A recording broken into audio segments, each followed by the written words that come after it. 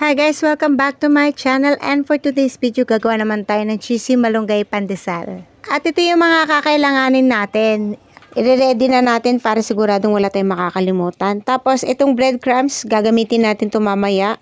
Tapos itong malunggay, ang magandang malunggay na kukunin niyo yung bata pa na malunggay, wag yung magulang na o yung parang matanda na dahon ng malunggay, kasi para sa akin parang meron siyang aftertaste pag masyado ng magulang yung dahon ng malunggay. So anyway, pinino ko lang yung ng malunggay, pagkakahiwa. Pagkatapos, dito na tayo sa isisip ko muna yung harina para masigurado nating malinis yung harina. Then nilagay na natin tong salt. Tapos nilagyan ko na rin ng baking powder. Tapos isisip na natin. Tapos syempre para walang buo-buo at masigurado nating malinis yung harina. Tapos, eto na, lalagay ko na yung yeast. Tapos, lagay na natin yung sugar.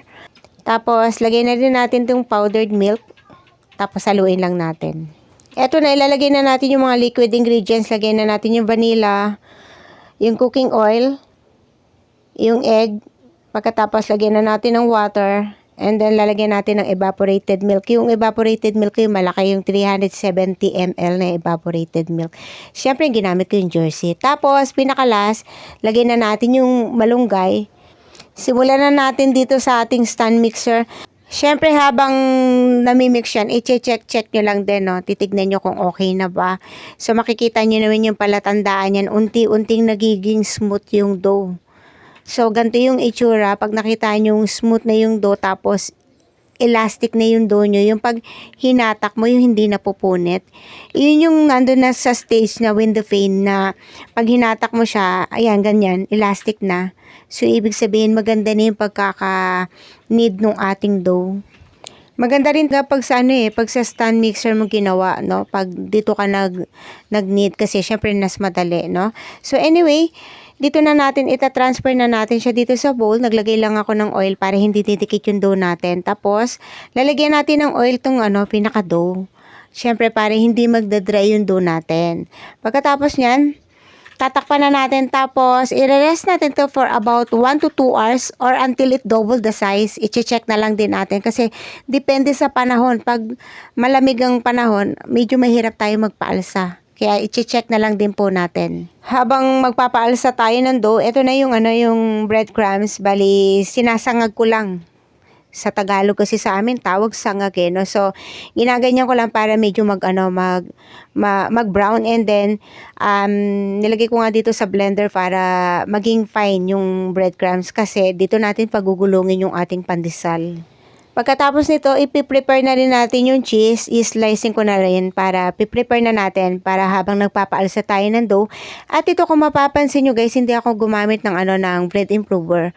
Kasi usually yung bread improver, ginagamit po yun sa mga commercial na mga tinapay, yung talagang pambenta.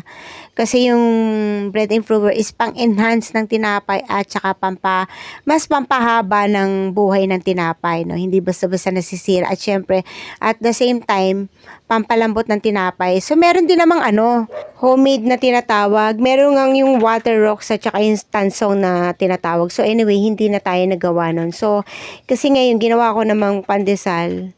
Mauubos din to within a day. Kumbaga, pang almusal. So, mauubos din siya. Kaya hindi ko na ginamitan pa ng mga pampalambot. So, anyway, eto na, natapos na natin yung cheese at nandito na yung ating pang breading at magsisimula na tayo at check na natin yung pinalsa natin. So, eto na, nag-double na yung size ng ating dough. At ang gagawin naman natin ay i-press it down or punch it down to remove some gas bubbles from the dough.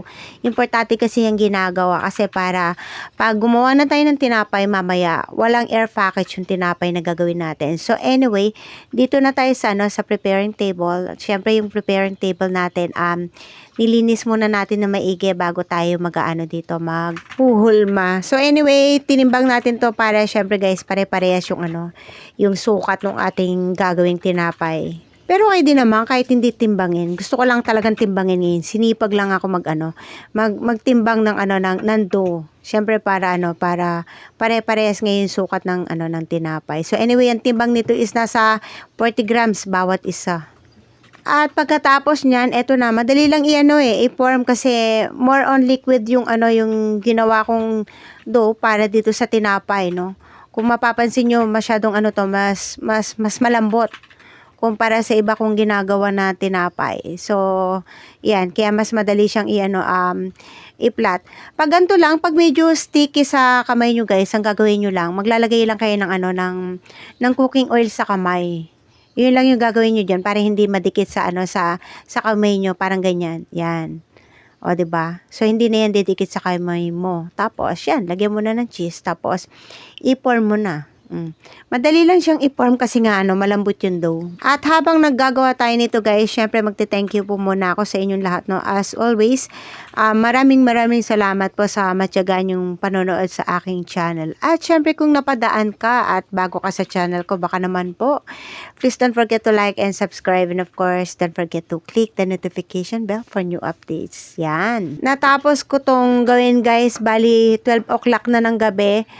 So, inaantok na ako. Kaya ang ginawa ko, nilagay ko na siya sa rep. No? Nirest ko na sa rep ng 12 o'clock ng gabi, diba? And then, nilabas ko siya sa rep ng 4 a.m. in the morning na a.m. na no? Nilabas ko siya ng 4 a.m. Then, nirest ko siya for 2 hours. So, after 2 hours ko siyang nilabas sa rep, at saka ko na siya nilagay sa oven ng 6 a.m. So, saktong-sakto nga pang almusal talaga ng kids. Pero kung hindi naman pang almusal na tinapay yung gagawin mo, kasi di ba usual yan, kasi 2 beses natin pinuproof. Yung unang pag-aalsa, and then yung pinakalas na pagpapaalsa, yung pag nagawa mo na yung tinapay mo, yung na-form mo na yung tinapay mo, di ba? So, pag na-form mo na ng tulad nito, rest mo for another 2 hours lang yan. So, papaalsayin mo lang yan. Then, bago mo naman ilagay sa oven yan, kailangan naka-preheat na yung oven mo. Kailangan mainit na yung oven mo. Bago mo ngayon ilalagay yung mga tinapay na lulutuin mo. So, anyway, natapos na natin nagawa lahat. So, ang gagawin naman natin, ito naman na iikot naman natin dito sa sa breadcrumbs. Alam nyo guys, habang ginagawa ko to, inaantok na talaga ako. Antok na ako talaga. Kaya bibihira ako gumawa ng ng pandesal kasi gabi na nga Gabi na tapos kailangan mo gumising ng maaga-maaga kasi ipo-proof mo pa for another 2 hours. So, matrabaho talaga, no. So, ganito talaga ang trabaho sa sa bakery. So, anyway, ganito yung gagawin mo kung hindi mo ilalagay sa oven, ha. I-rest mo lang, tatakpan mo, i-rest mo for 2 hours, and then pag umalsa, ready na yan, ilalagay mo na sa oven, pero kailangan yung oven mo naka-preheat na. Mainit na yung oven mo bago mo isalang yung tinapay. Sa lahat ng proseso ng paggawa ng tinapay, ito yung pinakamasarap na stage na Yung nag-aantay ka na maluto yung tinapay, tapos naaamoy mo pa. So that's it guys. I hope nag-enjoy kayo sa aking video for today. Thank you for watching. Have a good day. God bless everyone. Diyos mabalo. See you on my next video. Bye-bye.